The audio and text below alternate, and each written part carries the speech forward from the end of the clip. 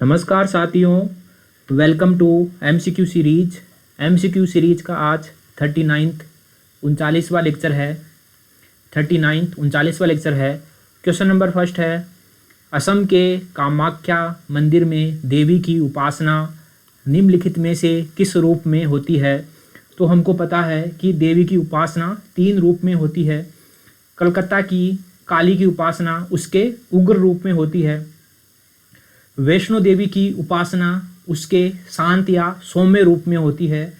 और तीसरी, असम में कामाख्या मंदिर में देवी की उपासना उसके काम प्रधान रूप में होती है। जो देवी है उसकी उपासना 3 रूप में होती है।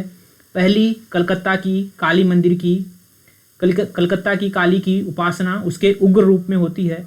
दूसरी, वैष्णो देवी की उपासना उसके शांत या सौम्य रूप में होती है। और तीसरी, असम में कामाख्या मंदिर में देवी की उपासना उसके काम प्रधान रूप में होती है। तो इसमें सी ऑप्शन सही हो जाएगा। कामाख्या मंदिर में देवी की उपासना काम प्रधान रूप में होती है। ऑप्शन सी सही है। क्वेश्चन 2 है, आर्यभट्ट के विषय में निम्नलिखित में से कौन सा कथन सत्य नहीं है? रॉन्ग स्टेटमेंट चूज करनी है। ए है, उसे वर्गमूल तथा घनमूल का ज्ञान था। एकदम सही स्टेटमेंट है। दूसरा है, उसे द्विघात समीकरण की जानकारी थी। ये भी सही स्टेटमेंट है। तीसरा है, उसने ऋणात्मक अंकों का पता लगाया, जो कि गलत स्टेटमेंट है।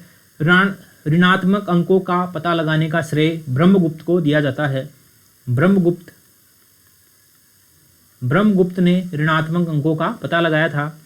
और चौथा है, उसने पाई का मान निकाला। ये भी सही है कि आर्यभट्ट ने पाई का मान भी निकाला था। तो हमको रॉन्ग स्टेटमेंट चूज करनी है, तो इसमें सी ऑप्शन सही हो जाएगा। आर्यभट्ट के क्या क्या कार्य थे? आर्यभट्ट के कार्य थे, उसने वर्गमूल तथा घनमूल का ज्ञान था। सही है। उसे द्विघातीय समीकरण की जानकारी थी। सही है। सी है, उसे ऋणात्मक अंकों का पता लगाया नहीं। ब्रह्मगुप्त ने ऋणात्मक अंकों का पता लगाया। और डी है, आर्यभट्ट ने पाई का मान निकाला। एकदम सही है। तो इसमें सी ऑप्शन हमारा आंसर आ जाएगा। क्वेश्चन नंबर 3 है, निम्नलिखित में से कश्मीर का कौन सा शासक निर्वाचित शासक था? तो हमको पता है कि 917-18 ईस्वी में कश्मीर में अकाल पड़ गया था। इसकी वजह से वहाँ पर अव्यवस्था फैल गई थी। तो उस अव्यवस्था को नियंत्रित करने के लिए कश्मीर के सरदारों ने यस्कर नामक एक व्यक्ति को जो है शासक निर्वाचित किया था। यस्कर नामक एक व्यक्ति को शासक निर्वाचित किया था। तो इसमें डी ऑप्शन सही है, यस्कर। क्वेश्चन नंबर 4 है, गुप्तोत्तरकालीन प्रशासन में पुस्तपाल था। गुप्तोत्तरकालीन प्रशासन में पुस्तपाल का क्या कार्य था? तो पुस्तपाल का कार्य था, जमीन का हिसाब रखने वाला अधिकारी पुस्तपाल कहलाता था। जमीन का हिसाब रखने वाला अधिकारी पुस्तपाल कहलाता था। कर वसूलने वाला अधिकारी भौगिक कहलाता था। कर वसूलने वाला अधिकारी भौगिक कहलाता था। और वनों की रक्षा करने वाला अधिकारी वनपाल कहलाता था। तो इसमें बी ऑप्शन सही है कि पुस्तपाल जमीन का हिसाब रखने वाला अधिकारी होता था गुप्तोत्तरकालीन प्रशासन में। क्वेश्चन नंबर 5 है, हर्षवर्धन की निम्नलिखित रचनाओं में से कौन सी रचना बोधिसत्व जीमूत वाहन पर आधारित है? तो हमको पता है कि हर्षवर्धन की नागानंद नामक रचना बोधिसत्व जीमूत वाहन पर आधारित है। नागानंद नामक रचना बोधिसत्व जीमूत वाहन पर आधारित है। ऑप्शन सी इसमें सही हो जाएगा। क्वेश्चन नंबर 6 है, महान विद्वान दंडी एवं भारवी को निम्नलिखित में से किस राजवंश का संरक्षण प्राप्त था? तो हमको पता है कि दंडी और भारवी पल्लव शासकों के दरबार में आश्रित थे, संरक्षित थे। ऑप्शन सी, पल्लव शासकों के दरबार में दंडी भारवी तथा मातृदेव को संरक्षण दिया गया था। तीसरा जो विद्वान है उसका नाम है मातृदेव। दंडी भारवी मातृदेव नामक जो विद्वान है उनको संरक्षण दिया गया था पल्लव वंश के दरबार में। जो भारवी है, भारवी की जो प्रसिद्ध करती है उसका नाम है किरात अर्जुनियम। और दंडी की जो प्रसिद्ध करती है उसका नाम है 10 कुमार चरितम। ठीक है, तो एडिशनल नॉलेज थी। तो ऑप्शन सी हो जाएगा इसमें। पल्लव वंश से संरक्षित थे, पल्लव वंश के दरबार में संरक्षित थे दंडी एवं भारवी। क्वेश्चन नंबर 7 है, निम्नलिखित में से कौन से गुफा चित्र बौद्ध, जैन, ब्राह्मण तीनों धार्मिक पंथों से संबंधित है? तो हमको पता है कि बौद्ध, जैन और ब्राह्मण तीनों धार्मिक पंथों से संबंधित केवल एलोरा गुफा चित्र है। एलोरा गुफा चित्र में बौद्ध, जैन और ब्राह्मण तीनों धार्मिक पंथों से संबंधित है ये, तो इसमें बी ऑप्शन सही हो जाएगा। जो